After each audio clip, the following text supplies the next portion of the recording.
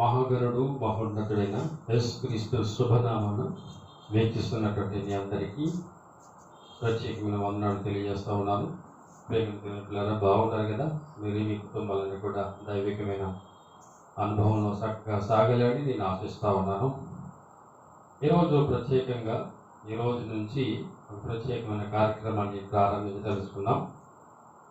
దేవునితో ప్రతిదినం అనేటువంటి ఒక ప్రత్యేకమైన కార్యక్రమాన్ని ఏర్పాటు చేసి ప్రత్యేకంగా 6 గంటల సేపు దేవునితో గడిపే ఈ సమయాన్ని ప్రోగ్రాంగా ఏర్పాటు చేస్తున్నాం కనుక ప్రతిరోజు దేవునితో ప్రతిరోజు అనే ప్రత్యేక కార్యక్రమాన్ని కూడా యూట్యూబ్లో మీరు విని ఆత్మీయులను పొందవలసిందిగా ప్రభుపేట మీకు తెలియపరుస్తూ ఉన్నాను. ప్రియమైన దేవుని పిల్లరా, ఈరోజు చక్కని వాక్యాన్ని మనం చూద్దాం. దేవుని వాక్యంలో నుండి 2 దినవృత్తాంతముల గ్రంథము 29వ అధ్యాయంలో 2వ మాట ఇలా రాయబడి ఉంది. అతడు తన పితరుడగు దావీదు సరియా అంతటి ప్రకారము యెహోవా దృష్టికి యథార్థముగా ప్రవర్తించెను. అతడు తన ఏలుబడి యందు మొదటి సంవత్సరము మొదటి నెలను యెహోవా మందిరపు తలుపులను తెరిచి వాటిని బాగు చేసి. ఈ 29వ అధ్యాయం అంతట్లో హిజ్కియా గురించి చాలా మాటలు రాయబడి ఉన్నాయి. ఈరోజు హిజ్కియా గురించి ఆలోచిద్దాం. ప్రియమైన దేవుని పిల్లరా, హిజ్కియాకు ముందున్నటువంటి పరిస్థితి, తన తండ్రి హిజ్కియా తండ్రి అయినటువంటి ఆహాజు అనబడినటువంటి ఒక రాజు, హిజ్కియా తల్లి అభి అనబడినటువంటి ఒక ఘనమైనటువంటి స్త్రీ. ఆహాజు అనబడినటువంటి రాజు పరిపాలనలో ఇతడు మొరటోడుగా, మంకుడుగా, భయంకరమైన వ్యక్తిగా కనబడుతూ ఉంటాడు. ఇతడుకు యూదులకు రాజయ్యుడు కూడా యూదా సామ్రాజ్య ప్రజల్ని దైవికమైన మార్గంలో నడిపించడం మాని విచ్చలవిడికి వదిలేసి ఇతగాడు కూడా విగ్రహాల వైపు మళ్ళుకొని దేవుని మందిరంలో విగ్రహము పట్టుకొచ్చి పెట్టేటువంటి సాహసకార్యం చేసిన దుర్మార్గుడు. ఇతని కాలంలో ప్రజలు కట్టుబాట్లు లేకుండా విచ్చలవిడిగా తిరిగి దేవునికి ద్రోహం చేసినటువంటి వ్యక్తులుగా తయారు చేసిన వ్యక్తి ఆహాజు రాజు. ఆ ప్రియమైన దేవుని పిల్లరా, అటువంటి ఆహాజు రాజుకు పుట్టినటువంటి కుమారుడే హిజ్కియా. ఈ హిజ్కియా చిన్ననాటి నుంచి కూడా తండ్రి పరిపాలనలో దేవుని కోపం రేపుతున్న విధానాన్ని గమనిస్తూ ఆ పరిస్థితుల్లో ఆ సామ్రాజ్య ప్రజల్లో శాపము పాపముగా మారి పరిస్థితులు వికటిస్తూ సామ్రాజ్య ప్రజల్లో సంతోషం లేకుండా దేవుని యొక్క భయము ప్రేమ లేకుండా విచ్చలవిడిగా తిరుగుతున్న కారణాన శాపము చేత ఆ ప్రాంతాన్ని దేవుడు మొత్తిన విధానాన్ని హిజ్కియా గమనిస్తూ వచ్చాడు.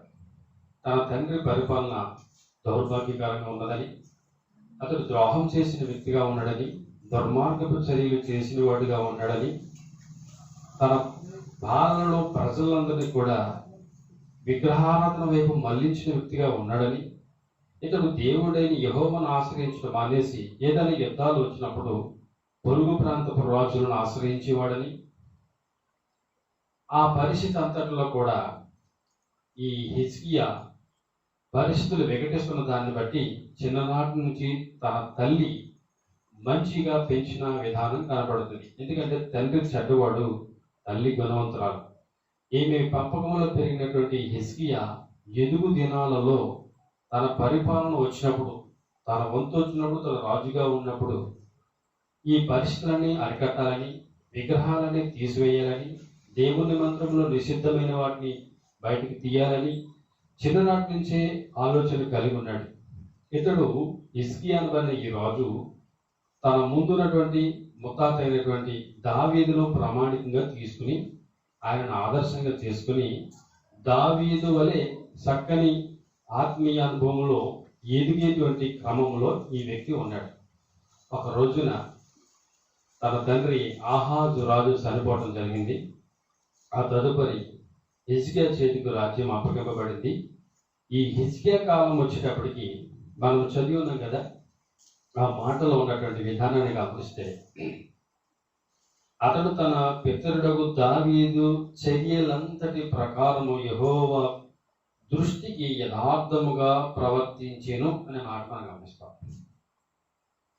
యెహోవా దృష్టిలో యథార్థత అనేది ఈ హిజ్కియాను బట్టి దేవుడు చెప్తున్నాడు. అంటే దేవుని దృష్టిలో ఇతను పడ్డాడు. తన తండ్రి దుర్మార్గుడిగా కనబడితే అతని కడుపున పుట్టినటువంటి హిజ్కియా మాత్రం నీతిమంతుడిగా, యథార్థవంతుడిగా, ప్రార్థనాపరుడిగా, దైవికమైన మార్గములో నిష్ఠాగరిష్ఠుడిగా, దేవునికి మొదటి ప్రాధాన్యత ఇచ్చేవాడిగా, అతడి చర్యలన్నింటిలో కూడా దేవుడు పసిగట్టి అతనిని దేవుడు అంటున్నాడు, ఆయన కనుదృష్టిలో ఈ హిజ్కియా దావీదంతటి యథార్థవంతుడిగా ఉన్నాడు అనేది దేవుడు చెప్తున్న మాట. ప్రేమ దేవుని పిల్లరా, మనము దేవుని కనుదృష్టిలో యథార్థముగా ఉండగలుగుతున్నామా? దేవుని కొరకు ముఖ్య పాత్ర వహిస్తున్నామా? దేవుని ఆధారంగా చేసుకుని దేవుని పనిలో నమ్మకంగా ఉండటం కొరకు తహతలాడుతున్నామా? హిజ్కియా అలా ఉన్నాడు. ఈ హిజ్కియా గురించి 7 ప్రత్యేకమైనటువంటి మాటలు ఈరోజు మనం చూద్దాం. ఈ హిజ్కియా 7 ప్రత్యేకమైనటువంటి గొప్ప కార్యాలని 29 అధ్యాయము 30వ వచనం 30 అధ్యాయంలో కూడా కనబడుతూ ఉంటుంది. మొట్టమొదటిగా హిజ్కియా ప్రవర్తన యథార్థంగా ఉందని దేవుని వాక్యం చెప్తా ఉంది. హిజ్కియా ప్రవర్తన యథార్థంగా ఉన్నది అనేది దేవుడు చెప్తున్నాడు.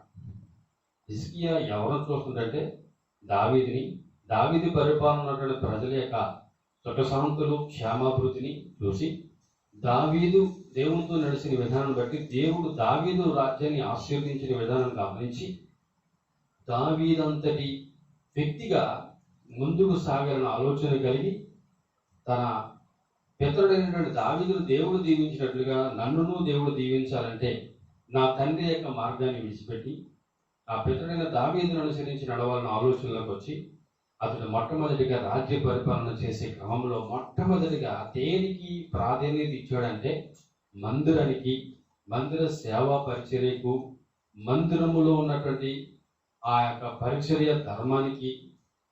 తన తండ్రి కాలంలో ధూపదీప నైవేద్యాలు ఆగిపోయాయి, ఆరాధన ఆగిపోయింది, స్తోత్ర బలులు ఆగిపోయాయి, దేవునికి ఇంపైనటువంటి ఆరాధన క్రమం లేదు. ఆ పరిస్థితిని గమనించినటువంటి హిజ్కియా కాలం వచ్చేసరికి ఈ హిజ్కియా మొట్టమొదటిగా దేవుని మందిరాన్ని బాగు చేయాలని ఆలోచనకు వచ్చాడు. మొట్టమొదటిగా అతడు యథార్థమైన ప్రవర్తన కలిగిన వాడని మనం చూస్తూ ఉన్నాం. దావీదు చర్యలను బట్టి, దావీదు చర్యలను అనుసరించి నడిచిన యథార్థత. మన ముందు అనేక మంది భక్తపరుడు యథార్థంగా నడిచినారు. ఈ హిజ్కియా దావీదును బట్టి యథార్థమైనటువంటి ప్రవర్తన కలిగి నడవాలని దేవుని మెప్పించే క్రమంలో దేవుని సేవా పరిచర్యకు మొట్టమొదటి స్థానాన్ని, ప్రాధాన్యతని ఇచ్చిన వ్యక్తిగా కనబడుతున్నాడు. ఈ రోజుల్లో దేవుని కనుదృష్టిలో మనం యథార్థంగా ఉండగలుగుతున్నామా? దేవుని వాక్యం వింటున్నాం, దేవుని సంధికి వెళ్తున్నాం, సేవకులు చెప్పే మాటలు వింటున్నాం, కానీ మనము దేవుని దృష్టి యథార్థముగా గడపగలుగుతున్నామా? ఒకసారి మనం ఆలోచించాలి. ఈ హిజ్కియా యథార్థ ప్రవర్తన కలిగిన వాడు.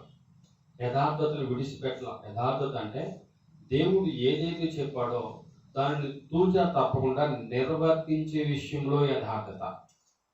కొంత చేసేటువంటి అనుభవంలో కాదు. దేవునికి నమ్మకమైన వ్యక్తిగా మిగిలిపోయేవాళ్ళని ఆలోచన కలిగి ఉన్నాడు. రెండోదిగా మందిరాన్ని బాగు చేసే క్రమంలో పడ్డాడు. అప్పటికి మందిరం పాడైపోయింది. మందిరంలో జరగవలసిన కార్యక్రమాలన్నీ నిలిచిపోయాయి. కొన్ని సంవత్సరాల నుండి మందిరానికి ప్రజలు రావడం లేదు. మందిర ధర్మాలు ఆగిపోయాయి. మందిరంలో లేవీలు లేరు, యాజకులు లేరు, కహాతీయులు లేరు. వీళ్ళ ధర్మం కూడా ఆగిపోయింది. వీళ్ళు వాళ్ళ ఇంటి వద్దే ఉండిపోయారు. ఎందుకంటే వాళ్ళకి జీతభత్యాలు లేవు కనుక ఓ పక్క సేవా పరిచర్య అధ్వానంగా మారిపోయింది. దీనిని బట్టి దేవుడు కోపగించి తన పూర్వీకుల పితరులలో కాలంలో భయంకరమైన పరిస్థితులు చవిచూసిన అనుభవాలు హిజ్కియా గమనించాడు. ఆ పరిస్థితి తన రాజ్యంలో ఉండకూడదని రెండవ ఆలోచన మొట్టమొదటిగా యథార్థముగా ప్రవర్తించాడు. మంచి భక్తిని కొనసాగించాడు. దేవుని నీతిని నెరవేర్చే విషయంలో క్రమం తప్పకుండా ఉన్నాడు. చిన్నప్పటి నుండి దైవ అనుగ్రహంలో ఎదగలని ఆలోచన కలిగి దేవుని దృష్టిలో అతడు యథార్థతను నిరూపించుకోగలిగిన రీతిగా చిన్నప్పటి నుంచి యథార్థతను కాపాడుకున్నాడు. తండ్రి పెంపకంలో పెరిగిన అతని ఆలోచనలు ఏమాత్రము ఇతనిలో లేవు. ఇతడు తండ్రి ఉద్దేశాన్ని పక్కన పెట్టాడు. దేవుని యొక్క ఉద్దేశం అనుసరించి నడవాలని ఆలోచన కలిగి ఈ హిజ్కియా రెండవదిగా మందిరపు తలుపులను తెరిపింపజేశాడు. మందిరాన్ని బాగు చేసే క్రమంలో పడ్డాడు. మందిరములో బాగు చేయించి మందిరములో ఉన్నటువంటి చెత్త చెదారం అంతా కూడా బయటకు తీయించాడు. ఈ పని చేయుటకు లేవీలను, యాజకులను, కహాతీలను ప్రేరేపించాడు. ఆ క్రమంలో వాళ్ళందరూ కూడా వచ్చి ఆ మందిరాన్ని బాగు చేసి మందిరంలో ఉన్నటువంటి ఆ చెత్త చెదారం బయటకు తీసి మందిరపు తలుపులు బాగు చేసి మందిరంలో ఏదైనా పాడైపోతే దాన్ని బాగు చేయించి క్రమంలో హిజ్కియా నిమగ్నమై ఉన్నాడు. ఆ విధముగా రెండవదిగా మందిరాన్ని బాగు చేయించాడు, మందిరాన్ని శుద్ధి చేయించాడు, మందిర క్రమాన్ని ప్రారంభించే ఆలోచనలో నిమగ్నమైపోయాడు. ప్రియమైన దేవుని పిల్లరా, మనము దేవుని క్రమంలో ఉండగలుగుతున్నామా? హిజ్కియా రెండవదిగా దేవుని మందిరాన్ని బాగు చేయించాడు, దేవుని మందిరాన్ని తెరవ చేశాడు, దేవుని మందిరంలో ఉన్న ఉపకరణములన్నీ శుద్ధీకరింపజేశాడు, తిరిగి మళ్ళీ అభిషేకించాడు. ఈ క్రమంని యాజకులకు, అందులో పనిచేయనటువంటి లేవీలకు అప్పగించి దేవుని క్రమానుసారంగా ఆ పనులు చేయిస్తూ ఉంటాడు. మనం వాక్యం వింటున్నాం. హృదయం అనేటువంటి దేవాలయాన్ని దేవుని కొరకు తెరిచి ఉంచామా? హృదయం అనే దేవాలయంలో లేదా మందిరంలో చెత్త అనబడిన లోకాన్ని తీసివేయగలిగామా? లోకపు పాపిష్ట అనుభవాలు అంతకుమునిపే పేరుకుపోయి ఇప్పుడు రక్షణ బాప్తిస్మ మారుమనసు పొందుకున్నాం కనుక పరిశుద్ధాత్మకు అనుకూలంగా మనం జీవించగలుగుతున్నామా? అందుకు పరిశుద్ధాత్మ మనలో నివాసం ఉండేంతగా మన హృదయ మందిరాన్ని దేవునికి అప్పగించే అంతగా శుద్ధీకరింపజేసామా? పరిశుద్ధపరుచుకున్నామా? దేవుడు నా హృదయంలో ఉండే అంతగా సిద్ధపాటు కలిగి ఉన్నామా? అందుకు ప్రాధాన్యత ఇవ్వగలుగుతున్నామా? హిజ్కియా రెండోది ఆ పని చేశాడు. ఆ విధముగా హిజ్కియా మందిరాన్ని బాగు చేయించి మందిర ఉపకరణాల్ని శుద్ధీకరింపజేసి అభిషేకించి తిరిగి మళ్ళా వాడుకునేంతగా వాటిని సిద్ధపరిచే క్రమంలో నిమగ్నమై ఉన్నాడు. ప్రేమ దేవుని పిల్లలు, అప్పటికి దేవుని మందిరంలో దీపాలు ఆరిపోయాయి. ఉదయము సాయంత్రము దీపములు వెలగాలి. ఆ దీపం ఆరిపోయింది. రెండవదిగా ధూపం వేసేటువంటి పద్ధతులు ఆగిపోయాయి. మూడవదిగా బలులు, దహన బలులు ఆగిపోయాయి. పాప పరిహారార్థ బలులు ఆగిపోయాయి. అలాగే మండపం యొక్క తలుపులు మూసేసి ఉంచారు. ఇవన్నీ కూడా బాగు చేయించి తిరిగి పునఃప్రారంభించే పనిలో నిమగ్నమయ్యాడు హిజ్కియా.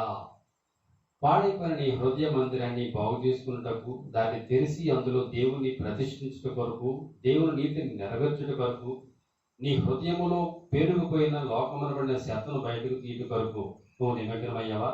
నువ్వు సిద్ధపడుతున్నావా? రెండోదిగా హిజ్కియా చేసిన పని ఇది. మూడోదిగా ప్రియమైన దేవుని పిల్లరా, ఇవన్నీ కూడా 29వ అధ్యాయం చదువుకుంటుంటే ఇవి మనకు కనబడతా ఉంటాయి. మూడోదిగా లేవీల్ని, యాజకుల్ని, కహాతీయుల్ని అతడు ప్రేరేపించాడు. అప్పటికే వాళ్ళ పని లేక ప్రజలు మందిరంలోకి రాక ఇలా దేవుని క్రమాన్ని చేసే విధంగా ఉండినను ఇప్పుడు ప్రజలు వస్తాయి కదా, ఇలా పరిచర్య చేసేది ఎవరు రాని కారణాన చివరికి ఈ వ్యక్తులందరూ కూడా ఖాళీగా ఇంటి వద్ద ఉన్న రీతిని బట్టి వీళ్ళ ధర్మం ఆగిపోయింది. హిజ్కియా వారి యొద్దకు వెళ్ళి వారిని ప్రేరేపించి వారిని బలపరిచి నేనున్నాను అనే అభయాన్ని ఇచ్చి వారికి జీతభత్యాలు ఇచ్చి తిరిగి వాళ్ళ పని వాళ్ళు చేసి దేవుని దృష్టిలో వాళ్ళు కూడా పడేలా చేశాడు హిజ్కియా. నీ ఇంటి వారిని దేవుని దృష్టిలో పడేంతకు నువ్వు తయారవుతున్నావా? నీ యొక్క హృదయం అనబడిన మందిరంలో దేవునికి సుస్థిరమైనటువంటి స్థానాన్ని ఇచ్చి నీ ఇంటి వారి విషయంలో శ్రద్ధ తీసుకుంటున్నావా? నిని వల్లే నీ ఇంటి వారు కూడా దేవుని ఆరాధించడానికి వారిని ప్రేరేపిస్తున్నావా? హిజ్కియా వాళ్ళని ప్రేరేపించాడు, వాళ్ళ ధర్మాన్ని వాళ్ళకు చూపించాడు. అది చేయని ఎడల మన ప్రజలు మనకు పాపము వాటిలోకి శాపం ఇంకా పెరుగుతాయి. అవన్నీ కూడా మనల్ని తొలగిపోవాలంటే తిరిగి మనం దేవుని వైపు తిరగాలి, ప్రజలు తిప్పాలి, మందిరాన్ని ప్రారంభించాలి, ఆరాధన చేయాలనే విధానాన్ని అక్కడున్నటువంటి ఈ ముగ్గురికి, ఈ 3 వ్యక్తులకు, యాజకులకు, లేవీయులకు, కహాతీయులకు, వీళ్ళందరూ కూడా ఒకరు దేవుని మందిరములో పనిచేసేవారైతే, మరొకరు దేవుని మందిరము ఆవరణలో చేసేవారైతే, మరొకరు దేవుని ఉపకరణములు మోసేటువంటి వారు కహాతీయులు. ఇలా ఈ ముగ్గురిని అతను ప్రేరేపించి బలపరిచిన విధానాన్ని మనం గమనిస్తా ఉన్నాం. ఆ ప్రియమైన దేవుని పిల్లరా, ఇక 4వదిలో చూస్తే దేవుని వాక్యం బాగా స్పష్టంగా చదివిస్తూ ఉంది. పెందలకాడ లేచి మందిరానికి అధికారుల్ని సమకూర్చుకుని వెళ్ళినట్లుగా 20వ వచనంలో కనబడుతూ ఉంటుంది. చూడండి ఎంత గొప్ప క్రమము. ఇతడు పెందలకాడ లేచాడు. అంటే దేవుని సేవ అంటే ఎంత ఇష్టమో, దేవుని మందిరం దగ్గరికి వెళ్ళడం అంటే ఎంత ఇష్టము. ఈ రోజుల్లో చాలా మంది దేవుని మందిరానికి వెళ్ళటానికి కష్టపడతారు, దేవుని ప్రజలతో గడపడానికి ఇష్టపడరు, లోకంతో గడపడానికి, లోక స్నేహితులతో గడపడానికి, లోకపు సంతోష విందులు వినోదాలతో గడపడానికి ఇష్టపడతారు. కానీ ఇతడు రాజయ్యుడి పెందలకాడ లేచిన అనుభవం. ప్రియమైన దేవుని పిల్లరా, నువ్వు పెందలకాడ లేచి దేవుని ముఖ దర్శనం చేయగలుగుతున్నావా? నువ్వు పెందలకాడ లేచి దేవుని యొక్క సన్నిధానంకు రాగలుగుతున్నావా? నువ్వు పెందలకాడ లేచి దేవుని యొక్క మందిరములో ఉపకరణములు శుద్ధి చేయుటకు లేదా మందిర వాతావరణాన్ని శుభ్రపరచుటకు నువ్వు సిద్ధపడుతున్నావా? నీ ఇంటి వారిని సమకూర్చుకుని దేవుని మందిరకు రాగలుగుతున్నావా? హిజ్కియా తన బయలుదేరి తన యొక్క పరిపాలన చేస్తున్నటువంటి అధికారుల్ని కూడా వెంట పెట్టుకుని వచ్చి దేవుని మందిరమునకు బయలుదేరిన అనుభవంలో హిజ్కియా కనబడుతున్నాడు. ఆ ప్రేమ దేవుని పిల్లరా, నీవు నీ ఇంటి వారితో దేవుని మందిరం రాగలుగుతున్నావా? ఒకసారి నువ్వు ఆలోచించు. దేవుని దృష్టిలో యథార్థవంతుడిగా హిజ్కియా ఉన్న కారణాన దేవుని దృష్టిలో ఇతడు ఉన్నతమైనటువంటి భవిష్యత్తు కలిగిన వాడిగా మనకు కనబడుతూ ఉంది. ప్రియమైన దేవుని ద్వారా 4వదిగా అతడు పెందలకాడ లేచి. ఈరోజు ఏదైనా పని ఉంటేనే పెందలకాడ లేస్తాం, కానీ ఇతడు దేవుని పని నిమిత్తం పెందలకాడ లేచాడు. మన సొంత పని నిమిత్తం మనం పెందలకాడ లేస్తాం, కానీ దేవుని పని నిమిత్తం మనం పెందలకాడ లేస్తామా, వేకుజామున లేస్తామా? కనుక ఈయన బట్టి మనం నేర్చుకోవాలి. మనము దేవుని పని నిమిత్తం పెందలకాడ లేచి ఆదివారమైనా లేదా మందిరంలో ఏదైనా ఆరాధన జరుగుతున్నటువంటి రోజులు ఉంటే ఆ రోజులో నువ్వు పెందలకాడ నీ పనులన్నీ చక్కబెట్టుకుని దేవుని మందిరం రాగలిగే స్థితిలో ఉండాలి. నీవు నీ ఇంటి వాళ్ళు కూడా. హిజ్కియా తనతో ఉన్నటువంటి అధికారులు కూడా తీసుకుని వచ్చిన విధానం కనబడతారు. 5వదిగా బలుల్ని స్తుతి ఆరాధనని ప్రారంభించిన వ్యక్తిగా హిజ్కియా కనబడుతున్నాడు. బలుల్ని ప్రారంభించాడు, తిరిగి స్తుతి ఆరాధన జరిగింపజేశాడు. బలుల్ని స్తుతి ఆరాధనని ప్రారంభించి ప్రజల్ని అక్కడికి కూడగట్టాడు. ప్రజలందరినీ కూడా ఆ మహా ఉన్నతమైనటువంటి దేవుని ప్రసన్నతను సమచూసేవారిగా, దేవుని మందిరములోకి నడిపించేవారిగా, దేవుని మందిరము దగ్గరికి లేదా దేవుని మందిరములోకి నడిపించే విధంగా అతడు ప్రేరేపించాడు. ఇప్పుడు ప్రజలు, అధికారులు, ఈ హిజ్కియా కలిసి దేవుని మందిరానికి వచ్చి అక్కడ యాజకులు, లేవీయులు చేసే ధర్మంలో బలుల్ని స్తుతి ఆరాధనని ప్రారంభించాడు. పాప పరిహారార్థ బలులు ఒక్కొక్కరి నిమిత్తం వారు తీసుకుని వచ్చిన గొర్రెలైనా లేదా మేకలైనా వాటి తల మీద వారు చేతులు ఉంచినప్పుడు వాటిని నరికి ఆ రక్తాన్ని బలిపీఠం మీద ప్రోక్షించే క్రమం. ఇవన్నీ ఆగిపోయాయి. ఇప్పుడు ఈ హిజ్కియా కాలంలో అవి పునఃప్రారంభించబడ్డాయి. హిజ్కియా ప్రయత్నాన్ని బట్టి, హిజ్కియా దేవుని మీద ఉంచిన మంచి ఆలోచన బట్టి, దేవుని దృష్టిని సంపాదించుకున్న వ్యక్తి కనుక, దేవుని యొక్క ఆలోచనలో ఈ వ్యక్తి ఉన్నాడు కనుక, దేవుని కొరకు మొదటి ప్రాధాన్యత ఇచ్చిన వాడిగా ఉన్నాడు కనుక, తన పరిపాలన, తన సామ్రాజ్యము, తన ప్రజలు సుభిక్షంగా ఉండాలంటే అలా ఉంచే దేవుని కనుదృష్టిలో పడేంతగా హిజ్కియా ఉన్నాడు కనుక దేవుని దేవునిలా బలుని ప్రారంభించాడు. స్తుతి ఆరాధన అక్కడే ప్రారంభించాడు. అందరూ కూడా అనేక విధమైనటువంటి వాయిద్యాలతో దావీదు కాలంలో ఏ విధంగా అయితే చేశారో ఆ విధమైనటువంటి క్రమాన్ని ఈ హిజ్కియా కాలంలో ప్రారంభించి సకల విధములైనటువంటి వాయిద్యములతో దేవుని మందిరంలో స్తుతి ఆరాధన ప్రారంభించిన వ్యక్తిగా హిజ్కియా కనబడుతున్నాడు. ఆరోదుగా రాజు పరిచారకుల్ని బాగా గమనించాలి. ఇది 29వ వచనం 30వ వచనంలో కనబడుతూ ఉంటది. రాజు పరివారంతో కలిసి అందరూ కూడా దేవుని మందిరములకు వచ్చి ఆరాధన చేసి తలలు వంచి స్తుతి ఆరాధన చేసిన అనుభవం కనబడుతూ ఉంది. ప్రియమైన దేవుడు, ప్రజలందరూ కలిసి దేవుని మందిరంలో తలలు వంచుకుని స్తుతి ఆరాధన చేసిన అనుభవంలో ఈ హిజ్కియా ఉన్నాడు, అధికారులు ఉన్నారు, ప్రజలందరూ కూడా ఉన్నారు. వీళ్ళందరూ కూడా తలలు వంచి, ఎందుకు తెలుసా, వాళ్ళు తగ్గించుకున్నారు. వాళ్ళు అంతకుముందు చేసిన దౌర్భాగ్య పరిస్థితిని బట్టి, పరిస్థితులు అల్లకోలంగా మారిపోయిన విధానం బట్టి దేవుని దగ్గరకు వచ్చి క్షమాపణ అడుగుతూ దేవుని సన్నిధిలో నమ్మకాన్ని సవి చూసే వ్యక్తిగా ఈ వ్యక్తులు ఉండటం జరిగింది. ఇందుకు ప్రేరేపించింది హిజ్కియా. ప్రియమైన దేవులారా, నిన్ను ప్రేరేపించుకుని నీ ఇంటి వారిని ప్రేరేపిస్తున్నావా? లేదా నీకే నీకు అసలు ప్రేరేపణ లేదా? నీకు ప్రేరణ లేదా?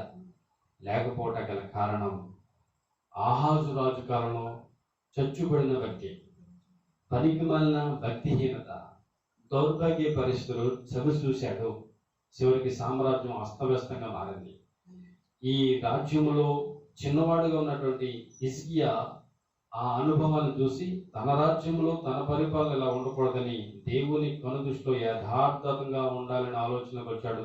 ఆయన కనుదృష్టిలో యథార్థ ప్రవర్తనలోకి నిమగ్నమయ్యాడు, యథార్థ ప్రవర్తనగా జీవించాడు. అందుకు దేవుడు అతని గురించి మాట్లాడుతున్నాడు, దావీదు అంతటి వ్యక్తి తన దగ్గర ఉంది అని.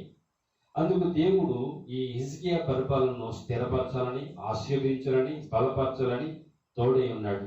హిజ్కియాను ఆస్తిలో, ఐశ్వర్యంలో, పేరు ప్రఖ్యాతుల్లో, ఘనత చెందిన వారిలో ఉన్నతమైన వ్యక్తిగా తీసుకుని వెళ్ళినటువంటి, ఘనత సంపాదించగలిగిన వ్యక్తిగా హిజ్కియా ఉన్నాడు. దేవుని కనుదృష్టిలో దేవుడు సహాయము అతని రాజ్యానికి అందింది.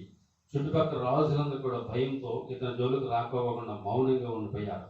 ఇతని కాలంలో పరిపాలన ఆశీర్వాదకరంగా జరిగింది.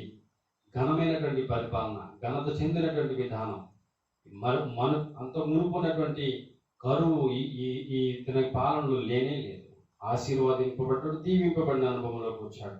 కనుక వీళ్ళందరూ కూడా తలలు వంచి ఆయనను ఆరాధించి స్తుతించి కొనియాడిన అనుభవాలు మనం గమనిస్తూ ఉన్నాం. ప్రియమైన దేవుని పిల్లరా, ఇక చివరిగా వస్తే 7వదిగా అక్కడ కొంతమంది ఈ హిజ్కియా రాజు ఒక పండుగను ఏర్పాటు చేశాడు, పులిని రొట్టెల పండుగ. ఆ పండగ అనేక మంది రమ్మని సాటింపు వేయించాడు, పత్రికలు పంచాడు. విన్న వాళ్ళు కొంతమంది, మరి కొంతమంది హేళన చేసిన అనుభవాలు. ఏది ఏమైతేనే ఆ హేళన చేసిన వాళ్ళు కొంతమంది ఏం జరుగుతుంది, ఎలా జరుగుతుందని శుద్ధీకరింపకోకుండా, తమను తాము పరిశుద్ధపరుచుకోకుండా వచ్చి పులిన రొట్టెల పండుగలో పాల్గొని వాళ్ళు దేవుని శాపానికి గురైన అనుభవంలో కనబడుతున్నారు.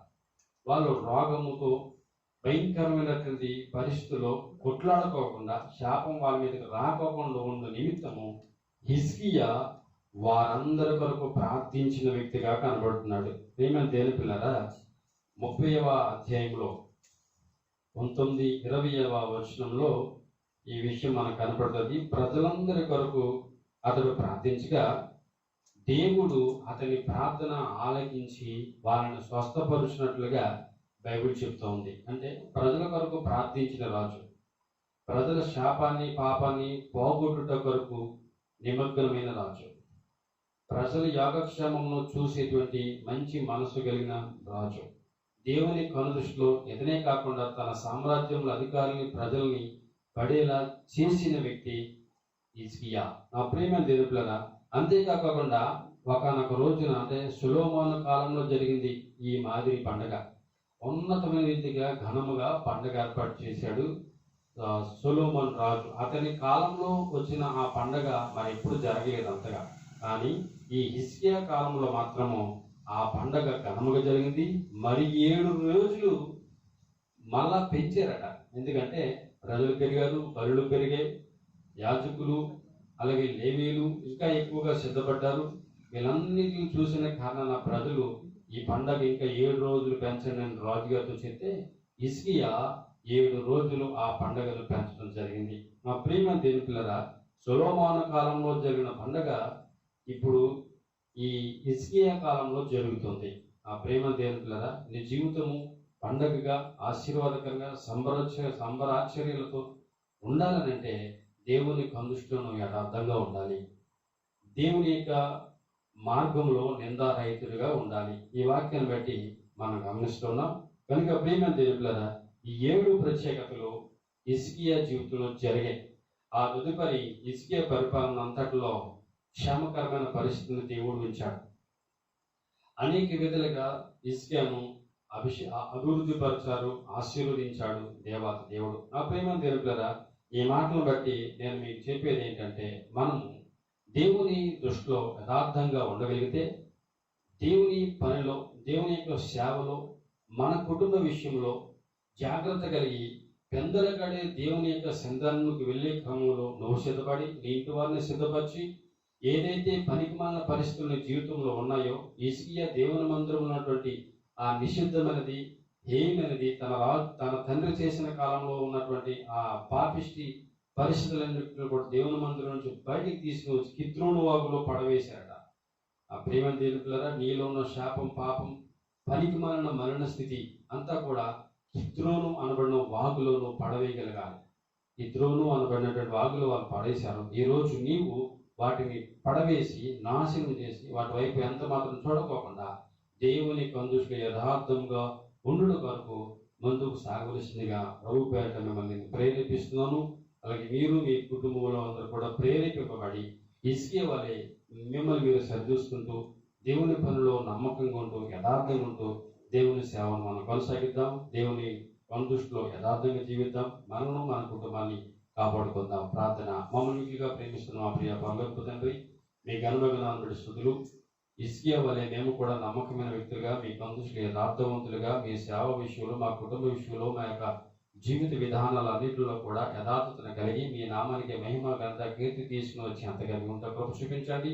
ప్రార్థనాపరుడుగా ఉన్నటువంటి హిజ్కియా వలె మేము కూడా ప్రార్థనాపరులుగా ఉంటూ మమ్మల్ని మేము కాపాడుకుంటూ మా కుటుంబీకులను మీ వైపు నడిపించుకుని రక్షణ, మారు మనసు, భవిష్యత్ కాలంలో పరలోక రాజ్యం చేరువయ్యేంతగా మేము మా కుటుంబాన్ని, మా యొక్క సమాజాన్ని బాగుపరుచుకుంటూ సహాయం తెచ్చి మహిమ, ఘనత, ప్రభు నిరంతరం మీరు మాత్రం పొందాలి. ఇంటున్న వారందరూ కూడా దీవించి మీకు ప్రోత్సహింపచ్చింది. యేసు పరిశుద్ధమైన నామాన్ని అడిగి వేడుకుని ప్రార్థన చేసి పొందుకుని నామము తండ్రి. ఆమేన్. Praise the lord.